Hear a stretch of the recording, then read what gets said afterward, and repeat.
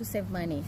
I mean, listen, don't get it wrong. I'm all for the good stuff, all for the luxury and everything, but there is a time and place for every single thing. And I don't want you to feel like, okay, I'm lecturing you, but it's for your own good. You might not understand it today, but you'll understand tomorrow. First, you're gonna start off to finish, becoming a pro and learning the new car, and then the new regulations on the road, the new policies, the new laws and everything. Then you can upgrade to a BMW or Mercedes, whatever. Wait, so what but can I get now? The start off will be like something basic that you can maintain.